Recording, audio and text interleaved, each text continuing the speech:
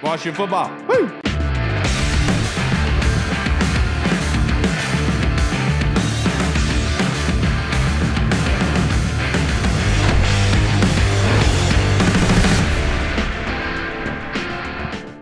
Hello, everybody, and welcome to the Burgundy Zone. I am your host, Kyle, and I am joined by my two co-hosts, Michael Hall and Michael Reed. But we are joined by very, very special guests, Vincent Rivera, the quality control coach for the Washington football team. How you doing, sir? I'm good, man. I'm good. Thanks for having me on. Absolutely, and we have a bunch of questions to get in for you, sir. The first one that I have, when you were in college, you played running back and wide receiver for Cal. So how does that help you as a defensive quality control coach, being able to kind of digest of what an offense is trying to do? Yeah, it gives me a pretty good perspective, pretty unique perspective. When I first got into it, it was a little rough, like learning defense. Haven't been on offense my entire life. Like defense is just a completely different language. It's like Chinese to me when I first started. But now that I'm into it a couple of years, I definitely see the advantage that I have having my own perspective, seeing it from the offensive point, and then being able to know what we're trying to accomplish as a defense. So it's been a perk for me. I didn't think it would be. I knew it would be eventually, but seeing it kind of grow into what it is now has been a huge plus. Well, speaking of your coaching, you have one of the most respected defensive coordinators in the world on staff with you, in Jack Del Rio. Recently, Jack received one vote for the assistant of the year. Do you think he deserved more with all that he did during the season? Man, he should have gotten a lot more than one. I'll tell you that much. Right. There's a lot of people that are deserving of it for sure, but just kind of seeing what Jack has done and being up close with him this entire year, you kind of see how his football mind works, and it's pretty amazing, man. He definitely doesn't have enough praise. I'll say that much. Right, especially with all he did with Ron during everything that happened, stepping in and being the assistant head coach, coming in there whenever Ron needed him to. Like that just gets so overlooked, in my opinion. Yeah, actually, now that you say that, I haven't seen him get too much praise for that, and that's a big thing. That was a big part of our season. He really stepped up and kind of kept things smooth the whole way. So hats off to him for sure. Yeah. Right. Now, sticking with the defensive side of the ball, Chase Young, everyone knows he's like the big name guy, and people see him getting hyped up on the field before games. They kind of see him, he's mic'd up. They hear him giving the speeches and stuff like that.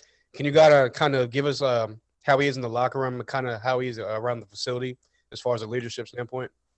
Yeah, so I'm in a very fortunate position, being just like a fan of him, besides all the coaching stuff, but being a fan of this guy, this young man.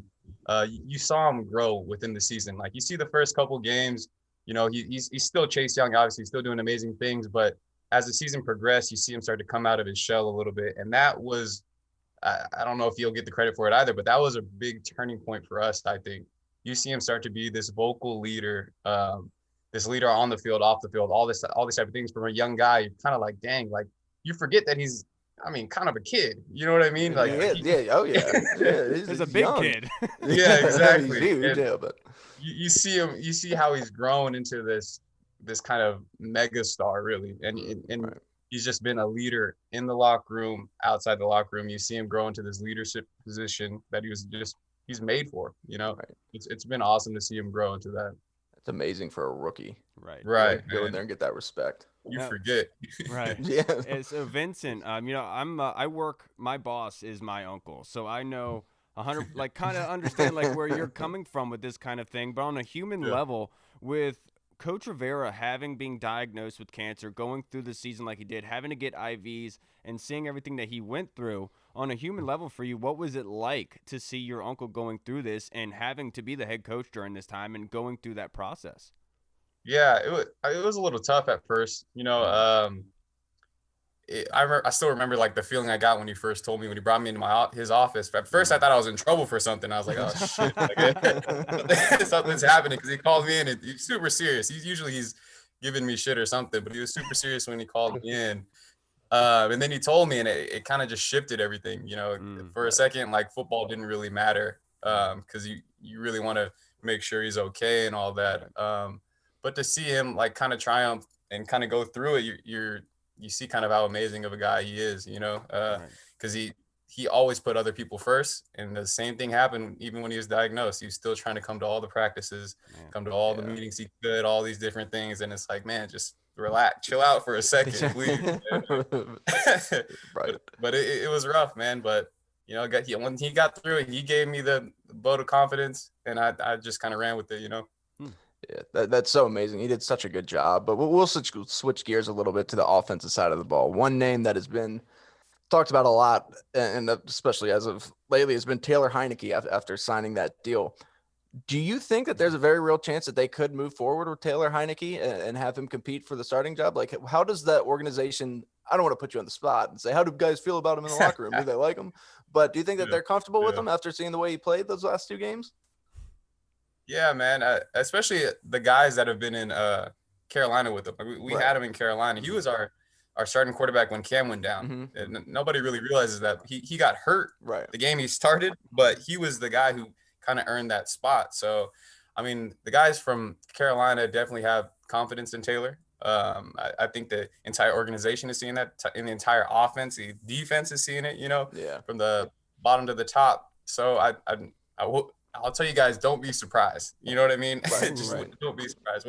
I guess I would ask you guys, what do you guys think? What do you guys think of Taylor Heineke? I think that, I mean, after that, he's definitely earned a shot to compete. I mean, he 100% earned a shot on the roster, whether backup or not. But after seeing the way he played against Tampa, and even when he was in there against Carolina, he definitely earned a chance to compete for the number 1 quarterback role, in my opinion. I feel the same way. Okay, my bad. Keep going. No, you're good. You're good. I was just echoing what he said. Yeah, I'm just saying, like, you see him, if you guys ever get the chance to see him at practice, he is a pro, man. He really is a pro. He came in, man, he was telling me he was at home on the couch, like working out, thinking like, man, should I give this up, blah, blah, blah. And then he comes out in practice and it's like he didn't miss a beat. He's staying late, working hard, all these stuff. He didn't even know if he's going to get a chance to play. You know, this is still when Dwayne was still the guy, and he was still working like he was going to be the starter. And that's what you want to see. Yeah, definitely. That's a pro's pro right there. So sticking with the offensive side of the ball and Taylor Heineke, that was like the kind of some people's highlight of the season just because the team hasn't made the playoffs since 2015. Taylor Heineke balled out, put up big numbers against the eventual Super Bowl champions. So did you have a favorite moment of the season, or is that like one of them? That was definitely one of them. Just like knowing Taylor personally, seeing him do that, like doing what you know he's capable of. That was a big moment for me. Favorite moment, I don't know, man. I'm trying to remember like when I felt the shift in the defense when things started to come together, kind of in the middle of the pack there, and I was like, I don't think people know how good we really can be. Like, people were, dogging on us. I almost feel like the San Francisco game, like when they came out and just dominated that game, like after already playing well the week before, then it was kind of like people were like, all right, we don't want to see Washington if they get hot and make the playoffs. That is true. I feel like it was a little earlier, but I know earlier. That probably that San Francisco game. No, my bad. I know that San Francisco game. The way I felt though, like I was feeling good during that game and after that game, because I feel like we started to click a little bit. We started to understand things a little more. Right. Yeah, and so now I know we asked you about Jack Del Rio, but another kind of thing that came through the pipeline was Chris Harris had interviewed for the Green Bay defensive coordinator job. So what was you working with Chris Harris? What was his impact on the defense, and how far away do you think he is ready to be a defensive coordinator? There is no doubt in my mind that Chris is ready. I hope like in some way you guys get a chance to meet with this guy and talk some ball with him, because this dude's energy is crazy. Like he knows the ins and outs of everything, and he's still a student of the game because he's always asking questions and stuff like that. But this dude's energy is crazy. He all football, you know what I mean? But he's a funny dude. I think he's one of the best coaches in the league for sure. And I've only spent 1 year with him, but it's pretty amazing. His understanding. I mean, he played for however many years, but like his understanding of everything is pretty amazing to see. And it's awesome for me to get a chance to learn from somebody who's so knowledgeable of the game, man. I think he's ready for sure. I'm surprised he didn't get it, but I'm happy you didn't get it. That's what I said. Yeah, at least he's still here. Right. Exactly, man. He's a big part of how we do things, no doubt. So I feel like I already know the answer to this question, and it's just something that I just want to hear from somebody who's actually there. But what is the potential of this defense? How far can this defense really take this team? Because it seems to me like this potential is just unreal. It is crazy because I think being so close to it, like there are so many times where I feel like we did not play well, right? But the stats don't say that. You know what I mean? Right. We made so many like little mistakes here and there, and it's like, oh shoot, we're still the number one, number two, or top 5 defense in the league. So like, it's crazy. It's scary. That's what it. I'll say that it's scary how good we can be. Once we'll get it, another year in this system. The players another year in this system, like understanding really the ins and outs of it. What we're trying to accomplish, all that. I think people are in trouble. If I'm being honest, I think people are in trouble. 100%. Yeah, no, speaking of like potential and like scary, like some guys that have potential scary talent is guys like Cam Curl, guys like Jimmy Moreland. Those are guys who are drafted in like the 7th round, late guys. Can you just tell us how those guys come to work every day and how much work they put in every single day? Yeah, man. I knew Jimmy a little bit because I coached him in the East-West Shrine game. Yeah. Okay. So I knew him a little. I knew him a little bit, and I liked his energy too. I liked how he approached the game because he's funny. Yeah, he's a funny dude. We had him on here. Yeah, he's hilarious. Oh, really? Yeah. So like, he's a funny dude who has fun playing the game. You could tell he loves football. You know what I mean? And that's like the biggest like positive you can have if you love playing football. Because there are some people that don't love playing football. If we're being honest, still in the league, and he loves playing football. So he's still trying to grow and learn. So I'm excited to see how he's going to grow over these next couple years. And Cam Curl, man. I think he's the biggest surprise of everybody, huh? Like, nobody saw this coming, huh? Nope. But I'll say when we were even doing like the drills on our little OTAs that we had, and he was just picking up things quick, right? And we're like, okay, he's definitely a smart dude, right? And then we just wanted to see how it translated, when things started to go, when bullets started to fly a little bit. Can he still keep this up? And he did. That's because he was well, he wasn't even supposed to be our like big nickel because we started putting him in as big nickel in the beginning of the year. Yeah. And we didn't even really practice that all that much. But he just excelled, and he was a dude that can handle it mentally, like all the different things mentally. I mean, he played corner at one point in college. He started out as a corner, exactly. So that's got to help him. Right. We knew we had some flexibility with him. We're like, okay, let's try him here because we need somebody bigger in that spot. And dude, he killed it. And then we moved him to safety when Landon went down. Yeah. My bad. When Landon went down, he just took off, man. And you see him start to get a little more comfortable as the year goes on, making these plays. And it's just awesome to see, man. You root for him. And look, you're just picking up right where I want to go there, Vinny. So I wanted to my next question was, a lot of the fan base has been having these theories running around. And so from the quality control coach, on defense, I want to know this question from you. I don't want to put you on the spot too bad, but where does Landon Collins, when he comes back healthy, where does he fit in with this defense with Cam Curl's resurgence? Yeah, we're just going to have to see. We're going to have to try some things out because Landon is a big part of our defense. No doubt. He's a good dude who comes to work every day. So we're just going to have to see how things work out. I mean, he's capable of playing really anywhere. And I think we're going to see him come back hungry. So we'll see where he goes, Yeah. So I'll get in a little bit to Ron. I just have a question about him. We all see him. He's such like a fiery leader and such a family-oriented man. That's like the one thing you hear from all of his past players is everybody who just has so much respect for him. And they're like, he preaches family and football, and he can light a fire under you. We've heard some of his locker room speeches that are just, they get me wanting to go play, and I don't do anything. Is that just his coaching style, or is that just kind of how he is? Is he just wired like that? Is that just wrong? It's weird because I've known him my whole life, obviously. So I still see like the kind of the goofy dad type of guy he is, and people don't know, like the dad jokes here and there and all these things that people maybe not see. But no, he's a pretty laid back guy. I mean, there's just things like football, he can even get riled up about it, or competing. Like we go out and we did Top Golf one time, you know what I mean? He's still like competing in that aspect. So I mean, he's other than that, he's a pretty laid back guy. Right. That's so surprising. I would pay good money to hear a good Ron Rivera dad joke. I would pay it. Man, he's really goofy in that way. I'll be honest. Yeah, someone that played receiver and running back in college at Cal. I was like one of the biggest supporters when they drafted Antonio Gibson. I was like I said, biggest. These guys were like skeptical of it. I was like, nah, just chill out. He'll fall into place. Yeah. And obviously, he became We a had star. Darius Guys. I didn't know what to do. Yeah. Do you think that he has the potential to become a full-time running back in this league and a superstar in this league?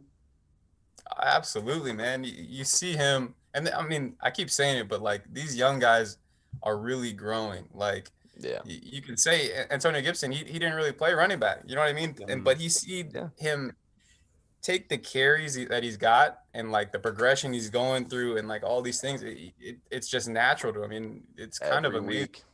Every week just gets better, and then he still has that flexibility to where you can split him out, and run real routes with him. Like, it's really dangerous, man. I'm excited to see him grow. He's one of the best players in the league. I think people don't know it yet, but that's Logan Paulson said that. We had him on Tuesday, and he was like, "Dude, after breaking down the film, you guys have to be excited about him because the way this guy plays, man. He's gonna be a top 5 running back." Right. And now to finish this up, Vinny, to let you go about your time, I know that you want to be able to spend time with your family. If there was one position that you would like to upgrade on that defense this offseason, whether it be free agency or the draft, what position would that be? Well, I think we've got everything that we need right in that room. That's going to be my answer. You know what I mean? Okay. If you could add a little bit more depth to one position, maybe, because add a little more depth. Yeah. I mean, we had some injuries at safety. I think we could definitely use some help there. Right. Yeah. I mean, I work closely with the linebackers too, but I mean, I feel like we got everything we need. Yeah. We're top 5 defense this year, man. I mean, and we made a lot of mistakes on my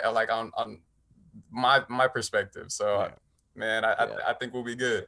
So I got one more for you because you just reminded me of it. Everyone keeps talking about Taylor Heineke at the end of the season and what he did based on how many snaps he was given. What was your kind of input and my opinion on Jeremy Reeves and taking advantage of the opportunity he was given? Because, Ron Rivera said we didn't want to go after Eric Reid because he believed in the young guys, and Jeremy Reeves proved him correct later on the season. So how did you view his play? PFF had him rated like 5th. Yeah. Yeah, man. Jeremy Reeves is somebody you root for. You know what I mean? Right. He's the type of guy who comes in every single day, does the right things. He studies and practices like he's going to be the starter. You know what I mean? So that's somebody you're rooting for. So when we threw him in there, like, I don't think anybody was really surprised that he's going to be in the right spots, do the right things. But he did have some production that we're like, okay, Jeremy, like, he's stepping up. You know what I mean? So that's somebody you root for. I'm happy to see him get the opportunity and kind of crush it.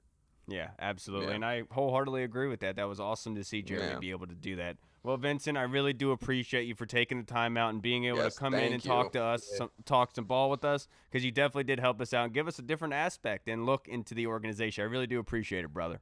Yeah, man, no problem. Thanks for having me on. It was a lot of fun, guys. Absolutely, brother. Man. We'll see you. Appreciate it, man. Later, guys.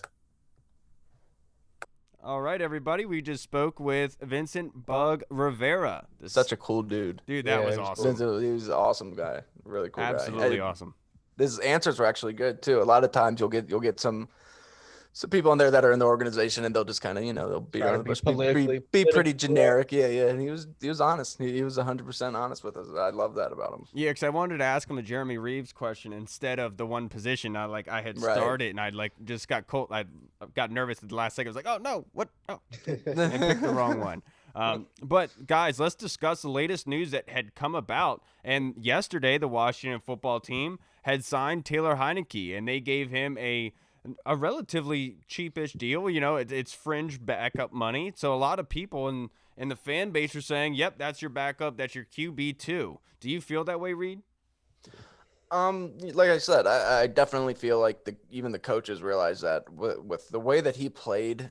It would be one thing if he went out against Carolina, did what he did, and then came out in the Tampa game and just played terrible, which we would all understand because we saw how good Tampa's defense was during the postseason. But the way that he played, he played fantastic. And I really think that he earned a chance to either they're going to bring somebody else in that's maybe not obviously like if they got a Stafford like we were talking about, he wouldn't be competing for a starting job. But maybe if they bring somebody in like a Darnold and they're all going to compete, they're going to give him a shot to really be that quarterback and kind of take hold of those reins. And I'm okay with that, man. I think that he definitely has the potential, and I really like what I see. And hey, who knows? Maybe we got a future stud on our hands. Yeah, look, I don't think that he's the bona fide 100% starter. Right. Because because he kept saying compete. I know Keith likes to point jokes at that, but look, I think he's legit. I don't think Ron Rivera is straight up lying to his face and telling him that there's going to be a competition and then go and make a big type of trade for a guy who is the bona fide starter, i.e. Matt Stafford. I think this was the contingency plan.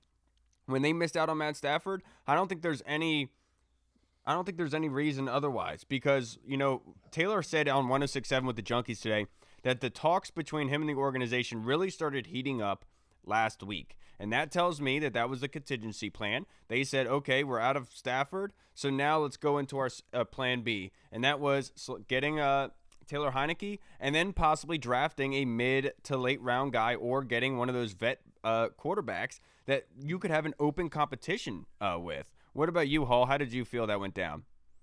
Yeah, I'm not gonna lie. When I first saw the tweet from Ian Rappaport, I kind of hit like panic mode. What are they doing?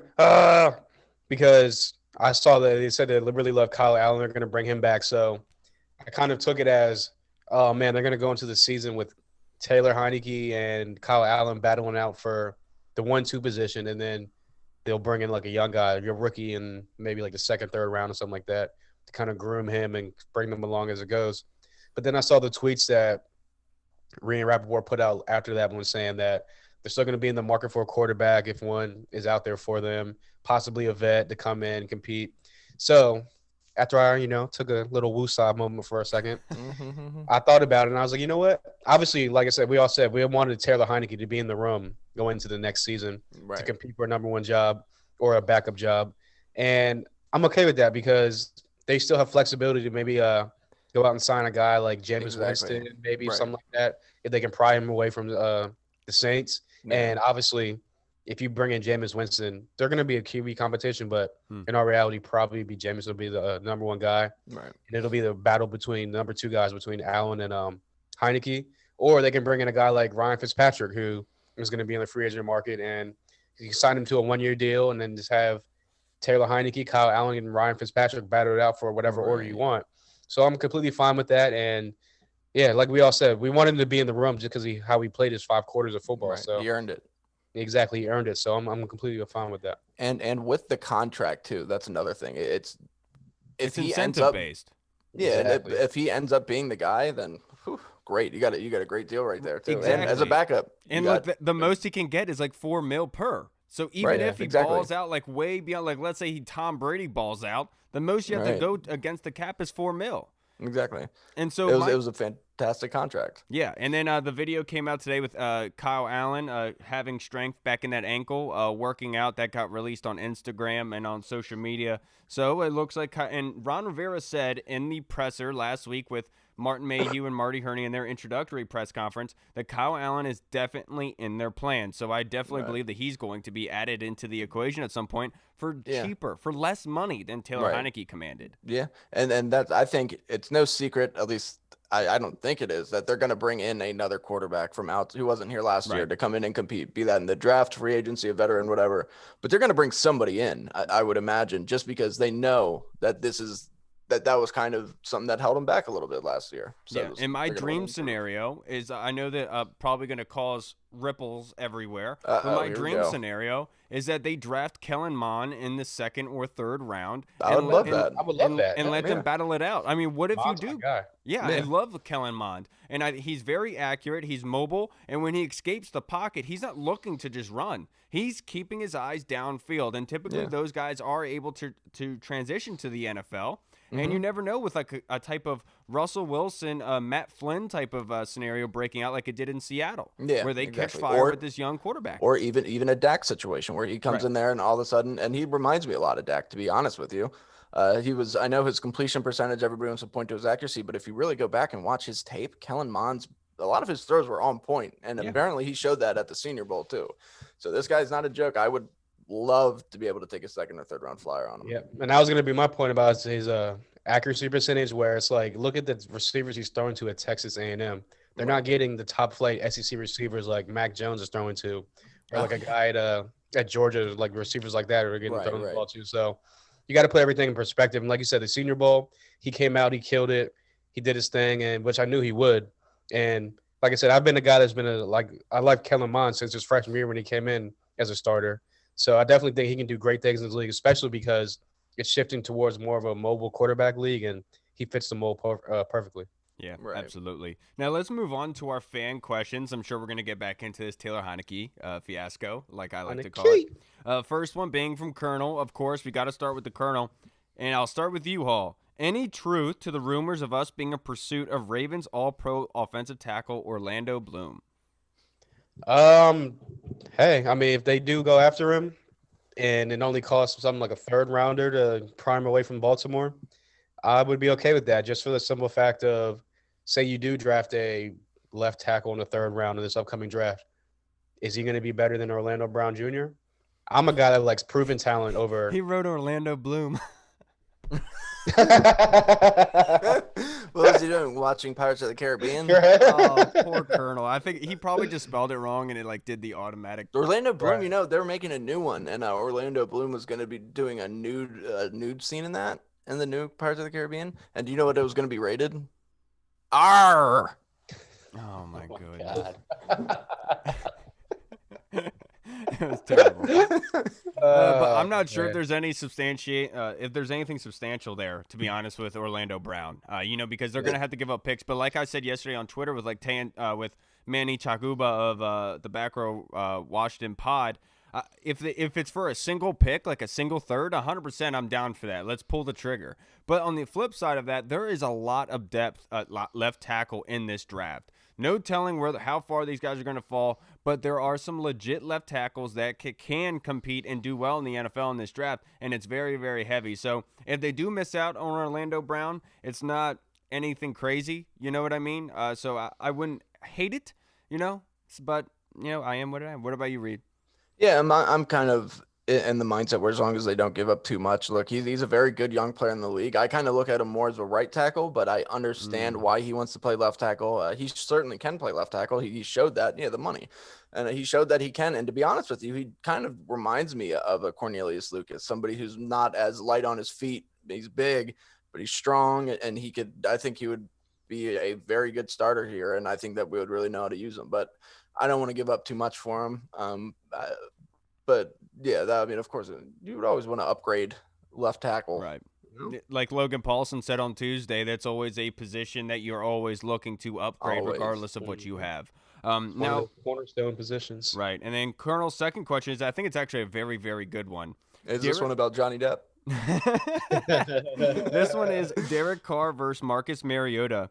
Either of them, do they have a realistic chance of coming to the DC? And which of the two would be preferable, Reed?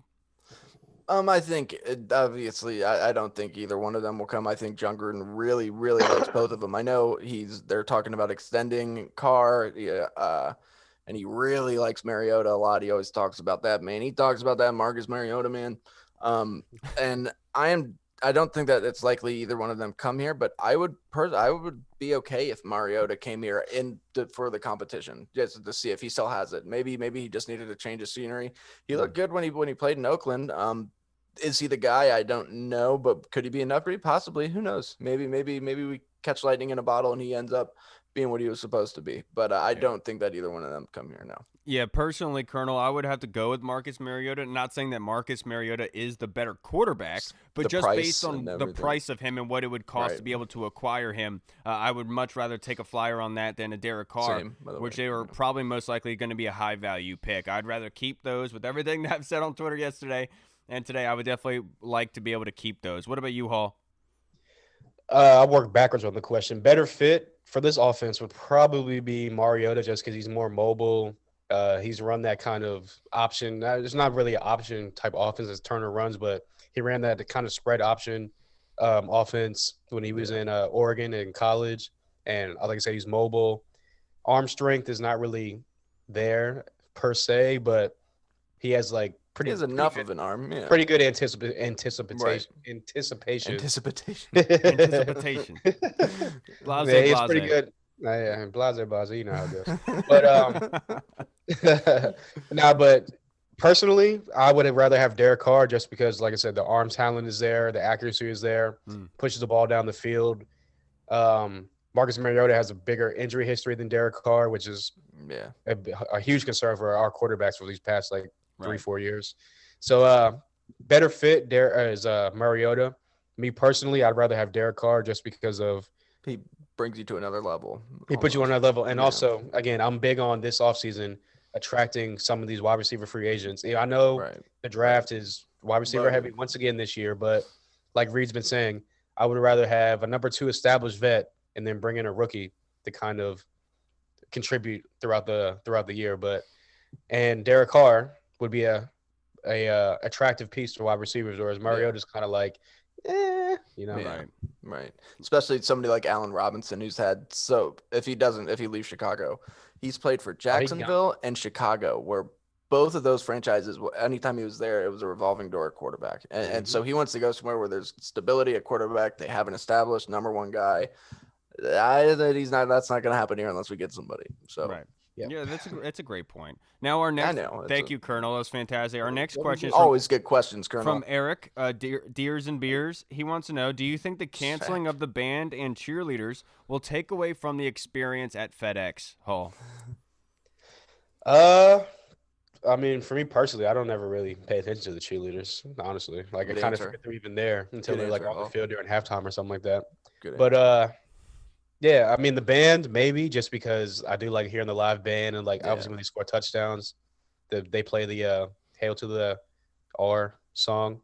But I don't think it'll take away that much just because a guy like Jason Wright's in there now, and I think that they're working every single day, daily to kind of improve the fan experience. So I do think that once we get back into the stadiums, it'll be tenfold better. Yeah, the one thing I'll say about the band, I definitely do because I've done the tailgate club before, and having the band come through the stadium in the lower section while you're getting ready to go in, it's such a fun time. Everyone's getting hyped up. They're going along with the band. Everyone's been drinking, having a good time, getting vibed up and ready to go for it. So absolutely, they didn't cancel it. They paused it for the time being while they go through the renovation process of the name and the logo and everything. So once that gets pushed out and pushed through, that's when they'll actually bring that back. But I feel terrible for the cheerleaders and the band. They're not getting their paychecks. That is absolutely terrible. But I will say I'm glad that the cheerleaders are not going to be put in the position that they were before, meaning they're being used as cattle for wealthy donors to be able to have a better time out in Cabo, wherever the heck it was, or Mexico, wherever they went. They shouldn't be used in that capacity. It should be strictly for the team and getting paid for it on game days and stuff like that. I don't understand how that was ever even a possibility. It's disgusting, but I'm glad that's stopping. I hope it comes back soon so they can start earning money again. But that being said, Hall, I think you said it perfectly. I don't go to the games to see cheerleaders. You know what I mean? I go to the game to see the football game. You know what I mean? Does it really alter the experience for me? Not so much. But I will say the band is going to be, if they don't have the band kicking up by the start of the season, I feel like that is going to bring some experience down for me personally. What about you, Reed? Right. Yeah, if I want to see cheerleaders, I'm going to a high school game. What? No, stop. I meant if I was that age. That's what I used to do. I used to go there to see the cheerleaders and stuff, No, but you guys are lucky you caught me during a transitional period because I'm not going to say anything. I'm not going to make any jokes. I do feel very bad for them that they had to get, that they're losing what they want to do, and it's going to be tough, but they'll bounce back. They'll be there. I think that the band, especially the band and the cheerleaders, play such an important part of this franchise, just in the whole fan experience, that I think that them coming back will be huge, and I hope that it is soon. But I do understand why they're not there right now. So it's just one of those things that sucks, but I think that they'll be back. Yeah. And then Eric's next question was, do you feel the O-line needs new talent? Should we pay Brandon Sheriff? What linemen are you looking at, free agency or draft, that fans should keep an eye on, Hall? Yeah. I mean, I'll go back to what I said about Orlando Brown, and I've been saying this since the beginning. I like proven talent over unproven talent. I like production over or production and quality. I like quality over production, I guess you can say that. And Brandon Sheriff is quality and puts production out. Obviously, the only kind of cautiousness you would have with Sheriff paying him that much money is the injury history. And obviously, it's an offensive guard, and guards are kind of revolving doors in the NFL nowadays. But with that being said, if this team wants to be a team that runs the ball, relies on Antonio Gibson, runs the ball, plays good defense, I mean, look what the Dallas Cowboys did. They loaded up on offensive linemen. They paid their guys, kept them in-house, and they should have made Super Bowls, but obviously as the Cowboys, they do Cowboys things. But I think that Brandon Sheriff is not really essential to what they want to do going forward, but can definitely be a huge major contributor for this team going forward if they pay him. Yeah. For me personally, somebody I'm keeping my eye on. Jackson Carman, here we go. Everyone knows that it's Jackson Carman. I think it was Jordan Reed. Jordan Reed with REID from the Draft Network had put out a tweet the other day about Tristan Wirfs and how good he was to the Tampa Bay Buccaneers and why coaching staffs around the league absolutely love athletic big linemen like that, and that's exactly what Jackson Carman brings to the table, in my opinion. And in the draft, he's projected as a second to third rounder. So if you're looking in that kind of capacity, go right there because he can always kick in at guard and actually excel at that position. So absolutely, I think Jackson Carman would be somebody that they should look to in the second or third rounds. They have 2 third-rounders there. And if you go to playmaker or linebacker in the beginning first 2 rounds, I would absolutely love that. What about you, Reed? So are you admitting that Jackson Carman's spot in the NFL may be at guard? No. not okay. Whatsoever. Just saying the fit on the team right away. All right, if they don't re-sign Sheriff. Okay, yeah, no, you're wrong. No, I'm just kidding. No, I would like I said, the third round or something like that, second, third round, I'd be okay with that, Jackson Carman. So we'll still end up being better. But if you look at it, I really like your boy Kyle Christian Darrisaw from Virginia Tech. I think it really kind of just depends on who's there in the draft. But another name that really rose that I've always liked him, but he really rose during the Senior Bowl because he showed his versatility and the fact that he can keep up with the big boy. Was Dylan Rayden from North Dakota State. He can play left tackle, right tackle, guard. They put him everywhere. And this dude just has a mean, nasty streak. He's somebody that you want in there. He's not the biggest like Jackson Carman, but he's got good height. And then he's right around 300 pounds. So he's not the heaviest, but this dude is just nasty. He's a mean, powerful blocker.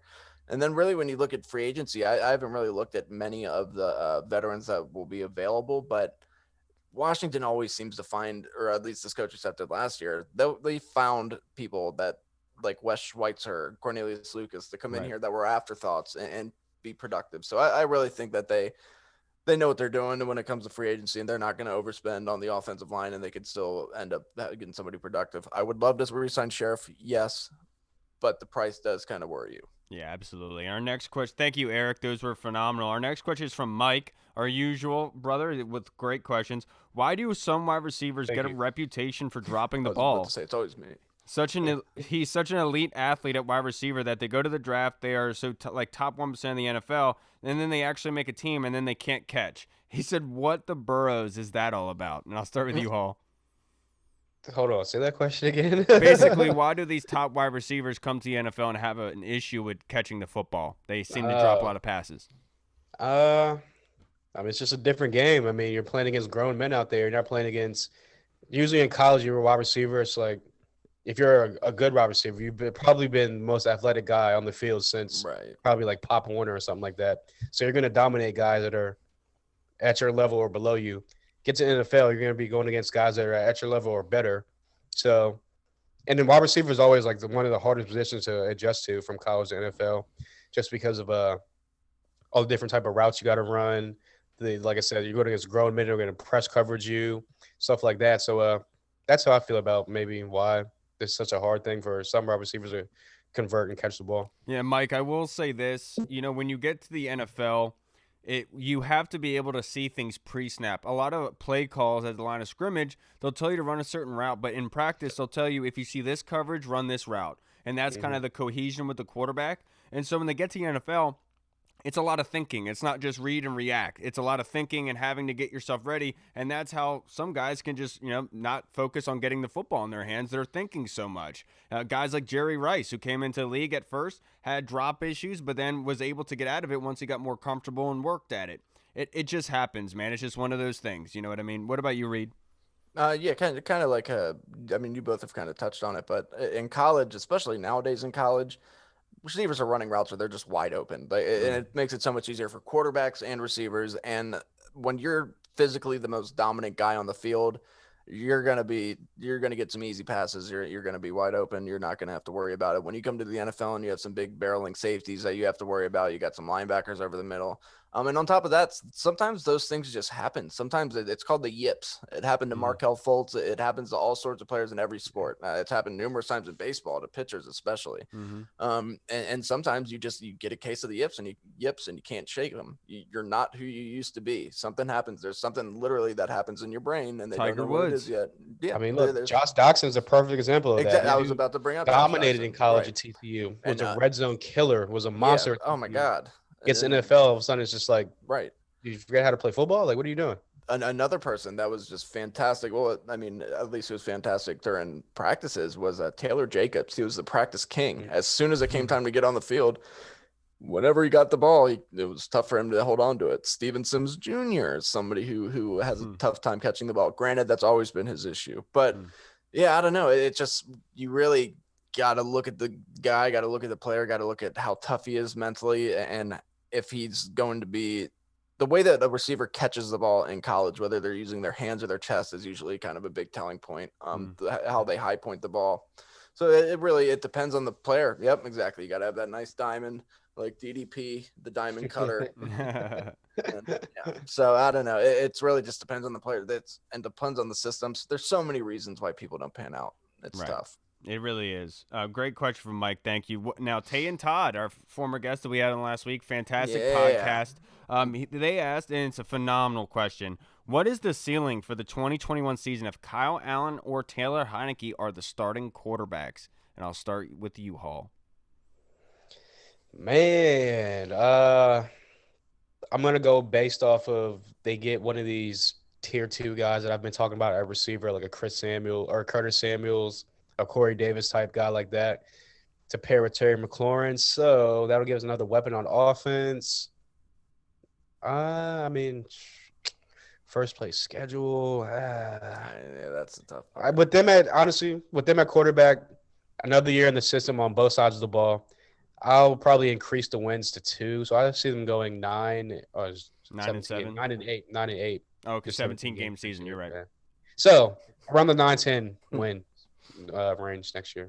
Yeah, I'm right there with you. And the one thing, Tay and Todd, the one thing that's being added is Matt Ioannidis to the defensive rotation. Right. I think that's really going to strengthen them on the defensive line. I know we're losing Ryan Kerrigan, and he did have some very influential numbers and snaps when he was on the field. But adding Matt Ioannidis, Matt Ioannidis can actually rush from the edge at times. You know, like Kyle Smith in San Francisco, who was able to do that as well as a big-bodied dude. He was able to go all over the line. So I definitely think that this team is getting better in the second year under Ron Rivera, under Scott Turner and Jack Del Rio. I definitely think the first place schedule is going to be difficult, but at the same time, I think they built a somewhat of a confidence throughout the end of the season. You know, like they have a threshold. Like they're like, okay, we are not playing underneath of this. From here, we're going up. Now, if they're able to add a second tier wide receiver in free agency, like Hall said, and then with the draft, using one of those top 4 picks in the top 90, if they're able to use that on a playmaker, I would absolutely love that. And I think this team actually can compete and do well. So I think Hall is right. 9-8, 10-7, I think would be a really good number for them to hit. And I think they are very capable of doing that. What about you? Sounds so weird to say 9-8 and 10-7. Wait, they're really going to a 17-game schedule next year? I didn't know if that was true or not. Yes, sounds like an Our Onion 17th article. game of the season is actually the Bills next year. Really? That's so crazy to me. Yeah. Well, I think when you really look at it, Taylor Heineke and Kyle Allen really ran this team the best. I mean, obviously Alex Smith, we know that, but Alex Smith just physically just wasn't.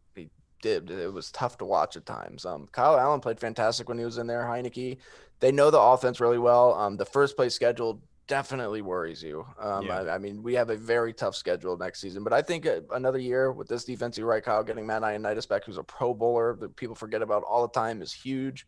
And the defense is going to be the staple of the team again. But like you guys said, if they add some playmakers pieces around, as long as the main core of guys stays healthy and they do a decent job in the draft and free agency, then I really think that this team, I'm right there with you guys. Maybe they can increase by 2 wins, maybe go to 9, maybe 10, maybe if we're lucky, and they could definitely be in contention to win the NFC East again or finish second in the NFC East, maybe get a wild card somewhere around there. That's what we're hoping. But yeah, of course we're homers. So yeah. And so great question. Our next question is from Nathan Coleman, Jayhawk Talk, a former guest of ours. He said, regarding Brandon Sheriff, what's more important, continuity or cost? And I'll start with you, Reed. Ooh, I'm gonna go with. See, that's tough That's for a me. good question. It's a great question. A very good question. I mean, the cost is going to be tough, but I think that continuity is so important over there, especially just him and Morgan Moses are work so well together.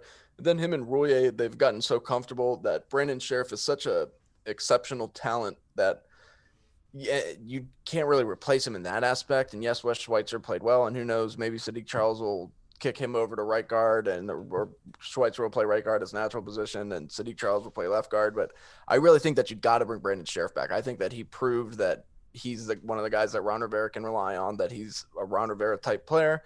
And I know the price tag is going to suck, but continuity is huge. Look at their offensive lines. These offensive lines for Ron Rivera that have played well have generally been that haven't had stars, but they've been together for a long time, so they play very well together as a unit, and I think that's the most important thing. Yeah, I'm the opposite. I think it's cost. And the reason why is because Brandon Sheriff has missed time with this football team. And like I said on Twitter yesterday, you pay for somebody's future rather than paying for their past. And I know what Logan said on Tuesday with Brandon Sheriff, look, is Brandon Sheriff one of the better guards in the league? Absolutely. But is he really an all-pro? I would be willing to bet. You know what I'm saying? Like, but he was though. I know. I didn't. Honestly, I kind of said when he said that earlier, I was like, well, he was an all-pro. Well, so no. What he's essentially saying is I know what he was saying. I know what he's saying. Yeah. There was injuries around the league that knocked guys out that elevated him to that spot to be eligible. Playing field was plenty even because Sheriff was injured for a little bit too.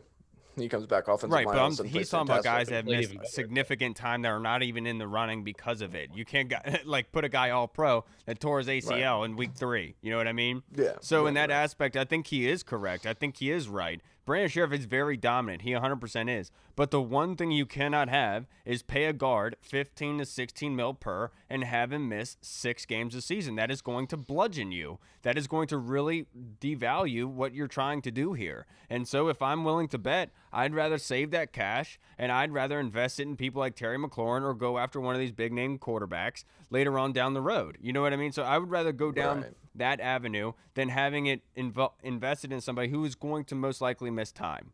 That's where I feel like I love Brandon Sheriff. I got his jersey right up there. All right, I love Brandon Sheriff, but I'm just trying to be smart about this, and it worries the hell out of me of him being able to stay healthy over a 16-game season, and I'm not sure if I'm willing to pay him $1 million per game for him to miss 6, possibly 6, up to 6 every season. What about you, Hall?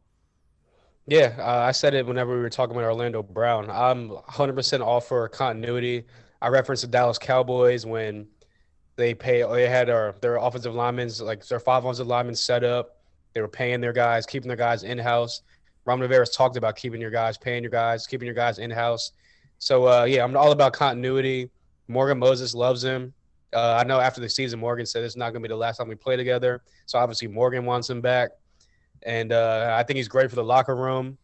And, at the end of the day, like I said, is he going to miss some time? Yeah, but the price tag on every single position, on every single player of the field is going up, regardless of who it is. So I kind of look at it as obviously left tackle is more important than a guard, left guard or right guard.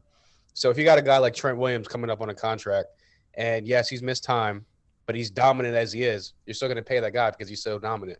That's how I kind of feel about Brandon Sheriff, where it's like, yes, he's missed a little bit of time here and there, but that guy's been so dominant when he is in there that you kind of got to keep the continuity going. Like I said, if this is a team that wants to base it off of play good defense, run the ball, and just don't turn the ball over, manage the game at the quarterback position, you got to have continuity at offensive line, in my opinion. Hall, I love you to death, but you really think Brandon Sheriff is as good as Trent Williams?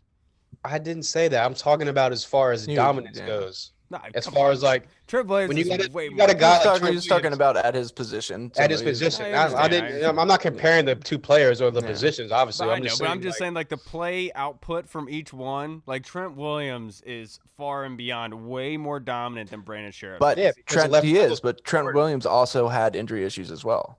And that's what I'm. That's Trent my Williams. point. That's my point. Yeah. When you got a That's guy what I'm that's saying. I'd rather pay for that bona fide number one left 100%. tackle Yeah, than the everybody questionable would. possible top 5 guard who has missed time. Like I'd But- rather pay that number but one he's- left tackle. But Trent 100%. isn't necessarily with his injury history. He's not necessarily you're definitely going to get every game from this guy. You know, I know what you're saying. I 100% agree. Look, Left my tackle's thing more is important. this You fan get base that. loved Trent Williams. They wanted to pay Trent. They wanted He's to my keep him favorite around, player. even with his injury history. So Right. while all of a sudden now Brandon Sheriff has a less of an injury history than Trent Williams, but you don't want to pay the guard guy. is not as valued as high as left. And that's tackle. that was my kind of my point, where it's like they're not valued the same, different positions, but the Right. dominance level is kind of comparable as far as like one guy's top right 3, other guards guy's and top amongst. 3, you know. Right. I will right, never right. forgive the Browns for completely screwing the guard market when they paid Yeah, for what was it, right. Wyatt Teller or J.C. Treader. Kevin Zeidler wasn't that? Oh, it was like Zeitler. You're right. Yeah, You're right. It was Zeidler, Zeitler. yeah. You're absolutely right. Yeah, Absolutely they right. screwed that. They really screwed the pooch there, didn't they? Yeah. That's a weird saying, by the way. Where do you think that originated? I don't from? know. I don't Who wanna talk decided about to that. screw a dog? So Mike has a separate question for us. On a scale of Gandhi to Burrows, how drunk was Tom Brady? If you guys don't know, there was a video that Oh my God. video from the victory parade from the Super Bowl for the Bucks, and Tom Brady was stumbling out of the gate. What was it? Gronk was holding him up, and he was like, "Oh!" I don't know if it was Gronk. Yeah, it was maybe It was, his publicist Blaine or something. That was Yeah. Blaine Gabbert. It was Blaine Gabbert, and Yeah. that's saying something. Real Blaine Gabbert's gangsters move in apparently an silence. alcoholic. Yeah, but I'm gonna say on a scale of That was such a cringy caption, That bro. was. that was so cringy. I'm going to say that he was like my stepdad Terry level drunk. Like he got drunk. Yeah. No, I'm just kidding. I'm gonna say he was like a weekend at Bernie's. Like he Yeah, couldn't he even was. move. He was like literally. I thought Tom Brady might be dead, and now he's getting surgery, and like maybe Blaine Gabbert he was playing what's his face with him, Pinocchio, and he really just Yeah, and the one video came out with Tom Brady tossing the Lombardi trophy. that was to- so funny. That was And he hilarious. weird- Mike weird- Florio No, literally wrote an article no. about it. Like, dude, how That was bored such are a- you? Well, Tom Brady's like, I got 7 of them. I don't care. That's what I said. I was like, dude, he's got 7 of them. He He's doesn't like, care. this He's like, yeah, sure, have it. I'll Right. hire some scuba divers. We have this on tape. Exactly. I was gonna say if it falls in the water, he's just like, I got 6 more. I'll replace it. It's all good. No, seriously, Yeah. though, if that would have fell into the water, who would have dove in for it? I want to know that answer. Gronk. It Gronk. wouldn't, Yeah, it wouldn't have been 100% Tom it would've been Brady. Gronk. If it would have Tom Brady would have died. He was so damn drunk. Yeah. Yeah. Yeah. Oh, yeah. Yeah. Imagine that headline. Oh, man. Yeah, He already absolutely. broke into a house, according to Peyton Manning, Right. when he first moved to Tampa. Yeah, he thought it was Byron Leftwich's house. That's the funniest story in the world to hear Peyton Manning tell. Peyton's Here to like, get my playbook. The guy's like, who are you? Yeah, Peyton's like, he's already out here committing crimes down in Tampa. So he's like, he's already getting breaking and entering charges. That is hilarious. Paul Murphy, who is a loyal listener of ours and questionnaire, he Yeah. asked a similar question to everyone else. With Orlando Brown seeking a trade from Baltimore, would he be one to consider bringing in an upgraded left tackle position? If not, who else may be an option to fill the void left by Trent Williams? And Paul, I will say this. I don't think it's really been a void. Cornelius Yeah. Lucas played Played incredibly very well. at that left tackle spot. And I feel like the fan base needs to give him just a little bit more respect. He Yep. did earn, just like Taylor Heineke and Jeremy Reeves, they kind of earned themselves a shot to start. I feel the same way about Cornelius Lucas. I'd rather you obviously want to always upgrade the depth there. You want to make sure that you are having, the bullets in the chamber, making sure you have some really good ones there in case something happens. But I'm not going to say he's the end-all be-all for Cornelius Lucas. You're always looking to upgrade, right? But I just feel like he deserves a little bit more credit. And we 100% right. talked about it. This draft, that's where I'm headed to because there's so many left tackles. You don't have to overpay. But if Orlando Bloom is really looking for just a simple third-round pick, 100% pull that trigger, dude. You got to go ahead and do that. Right. Yeah, I'm the same way. If they get anybody, I think it's in the draft. I don't think that they're going to go out of their way to make a trade unless it's for the right price, which I don't think it will be. But, I mean, Orlando Bloom is kind of forcing the Ravens' hand there where he's like, I'm no, I'm playing left tackle. And they're like, we have Ronnie Stanley. He's better than you. And they're like, he's like, well, then trade me. And they're like, okay, I guess we'll try. What are you doing this? Why are you doing this?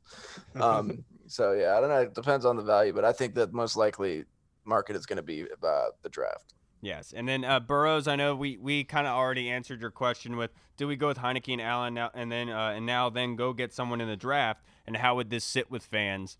I think fans would probably, I'm not sure about where in the draft, because a lot of the fan base, based on that Twitter post yesterday where I said them signing Heineke kind of shoots everything out the window with everyone wanting them to trade up for a quarterback, because simply them backing out on the Matt Stafford trade for a 1 and a 3 tells me they don't want to overdo it. They don't want to pay more money or more assets in order to go get a quarterback right now. It also could have been they just couldn't match that because they don't have a starter to offer Detroit. Detroit wanted Jared Goff, or they wanted somebody who they could use as a bridge starter. What got reported was that Detroit wanted a defensive player added to that, and Ron Rivera said, no, we're out. Oh, okay. Yeah. And so that's what I mean is, like, it would cost more to move up in the draft for one of these quarterbacks. Oh, yeah. Because there are so many quarterback-hungry teams in this league right now, and sitting at 19, it's going to take a pretty hefty haul. Look at what it cost us to move from number 6 to number 2 for RG3. Right. Now think about moving from 19 into the top 10 or higher if you need one of these quarterbacks, because there's a very realistic chance somebody else could trade up. These quarterbacks could go 1, 2, 3, 4, the top 4 of them. Yeah, that's what McShay had him going 1, 2, 3, 4 in his latest draft. Yeah, so. Absolutely. I agree with you. So Andy, I appreciate it. I appreciate the question, brother. You are phenomenal as always. And then Keith has an honorable mention here. Yes. Oh my God. What has Kyle gotten Taylor Heineke for Valentine's Day? Actually, can I spill the beans? Kyle, show him your ring finger. Kyle, show him. Kyle got him a ring. Yeah, and if you guys haven't already, make sure you go and you can help with the cause with Keith, helping fundraise money for Ron's charity for pancreatic cancer, Pan Am. You can find that online. You can always go and send it to Keith. What's happening is they're getting it painted by Paul Nichols, the Washington D.C. Painter. He's doing the gloves, and then we're also sending, I forget, in the glass case they're sending the gloves, and then the rest of the money that's raised right now, I think we're at $5,200 raised right now. All that money is going towards the charity. So if you guys haven't already, make sure you go and do that, help towards the charity. And then the side note, the Washington football team has released a kind of fan, like, globes, where you could go and vote for best fan podcast. You could go and vote for best Twitter personality, or best online personality. Most rah-rah fan, I think it was. Yeah. It was most media, positive fan. Graphic designer fan. As well was another one. Best highlight video. Right. Best guy named Mike Reed. Like, no, but seriously though, if you guys don't mind, go ahead and go vote. If you're listening now, that means you're a really true fan. If you haven't already, please go and vote for us. We'd absolutely love it. It would be such an honor to be able to be, represented in that kind of capacity. So I really do appreciate you guys. And much appreciated to Vincent Bug Rivera. I can't speak enough on how impressive that guy was. Yeah. Hell of an interview. It was one of my favorite interviews. Yeah, same. Yeah, and we need that shoe size. Don't forget that. Well, you just got to ruin it. Just got to ruin the surprise. You literally asked him. It wasn't recorded, man. But nobody knows what I'm talking about. Oh, my God. Brutal. Just absolutely nobody knows what I'm talking about. Good Lord, man. You could have just said you bought him a pair of. Just ask him he asked him what his favorite Jordans was. What do you mean? I know. We're buying him Jordans. Yeah. All right, everybody. Yeah.